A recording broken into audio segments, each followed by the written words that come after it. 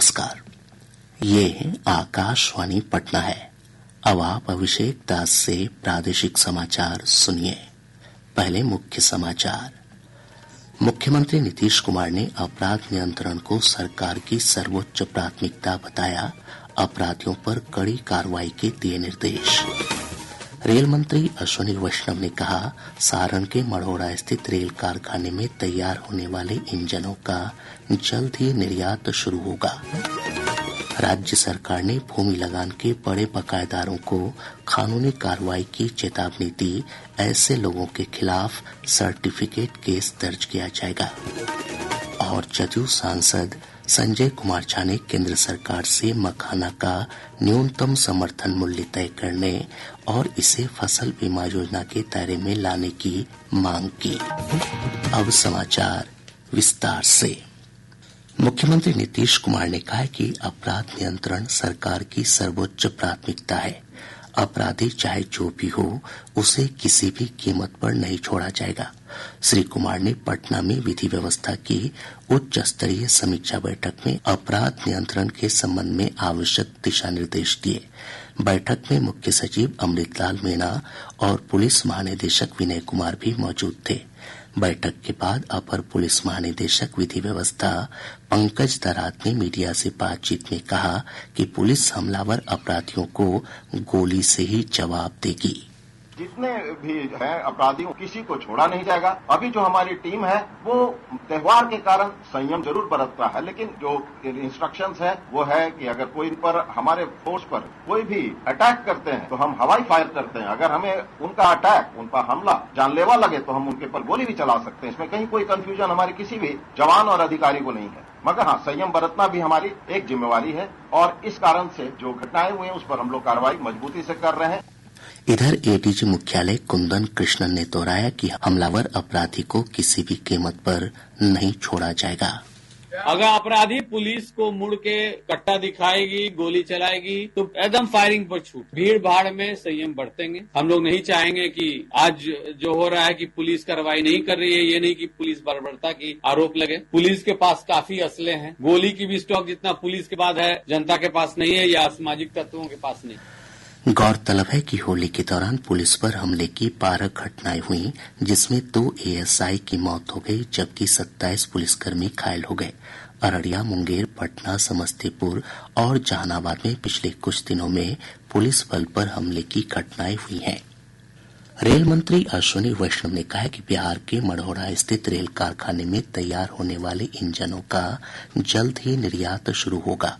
राज्यसभा में अपने मंत्रालय के कामकाज पर हुई चर्चा का जवाब देते हुए श्री वैष्णव ने कहा कि मढ़ौरा में बने रेल इंजनों के निर्यात के लिए मोजाम्बिक, सेनेगल, म्यांमार, श्रीलंका और बांग्लादेश के साथ बातचीत चल रही है।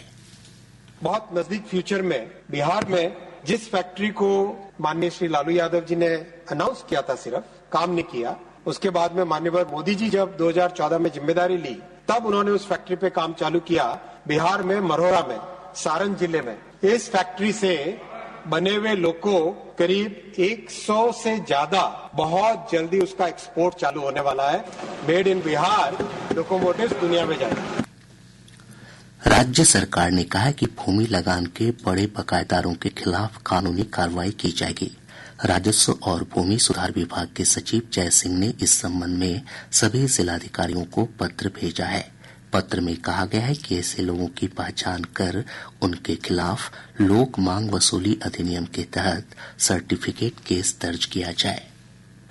राजस्व और भूमि सुधार मंत्री संजय सरावगी ने कहा है कि भूमि सर्वे से जुड़ी शिकायतों के निपटारे के लिए ऑनलाइन शिकायत प्रणाली की शुरुआत की जाएगी। विधान परिषद में एक प्रश्न के उत्तर में उन्होंने कहा कि इसके तहत नागरिकों से ऑनलाइन आवेदन लिए जाएंगे और आवेदन पर हुई कार्रवाई की जानकारी ऑनलाइन ही उपलब्ध होगी। हम अपने विभाग में जल्द ही लोक शिकायतों के ऑनलाइन निपटारे के लिए भी मैकेनिज्म डेवलप कर रहे हैं।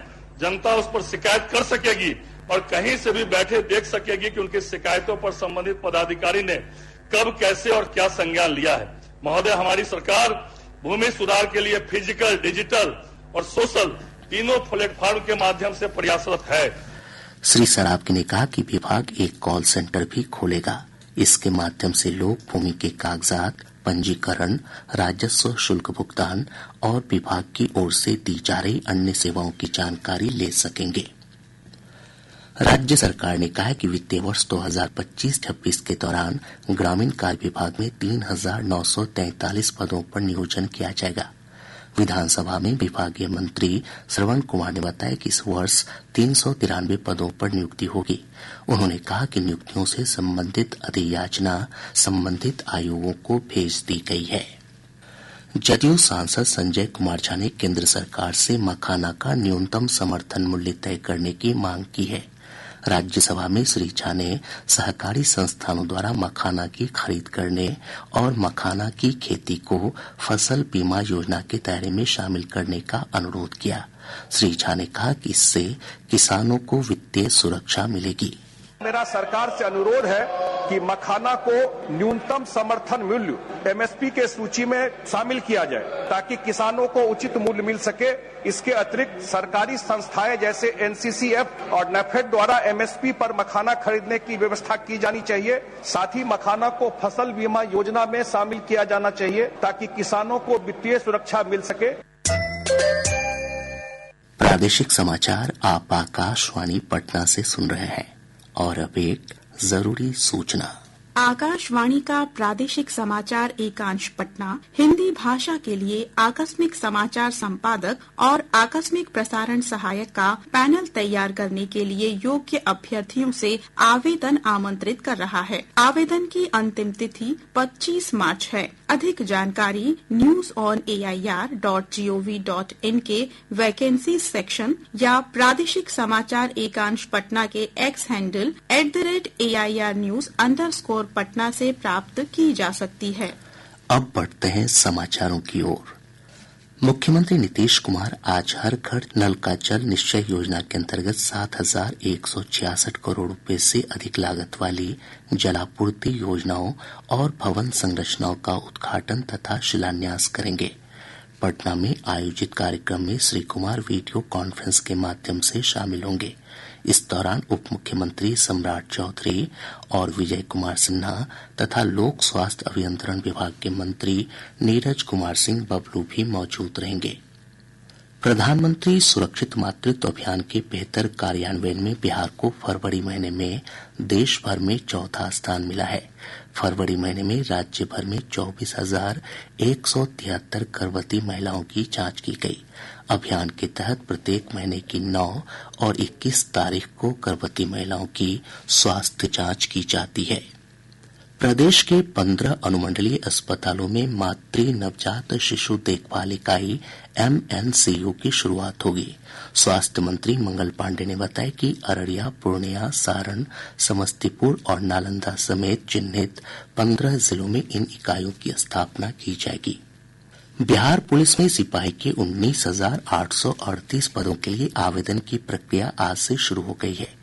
इच्छुक अभ्यर्थी केंद्रीय चयन पर्षद सिपाही भर्ती की वेबसाइट के माध्यम से ऑनलाइन फॉर्म भर सकते हैं। आवेदन की अंतिम तिथि 18 अप्रैल निर्धारित है। आय से अधिक संपत्ति मामले में नालंदा के जिला परिवहन पदाधिकारी अनिल कुमार दास को निलंबित कर दिया गया है। सामान्य प्रशासन विभाग ने इस संबंध में अधिसूचना जारी कर दी है।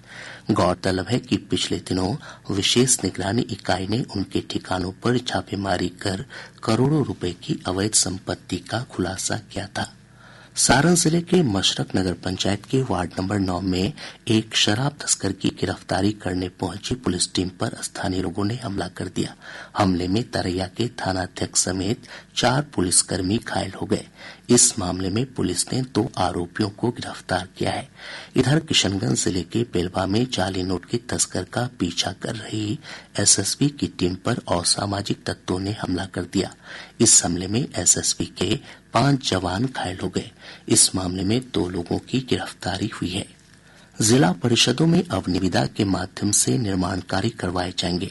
पंचायती राज विभाग ने इस संबंध में आदेश जारी कर दिया है।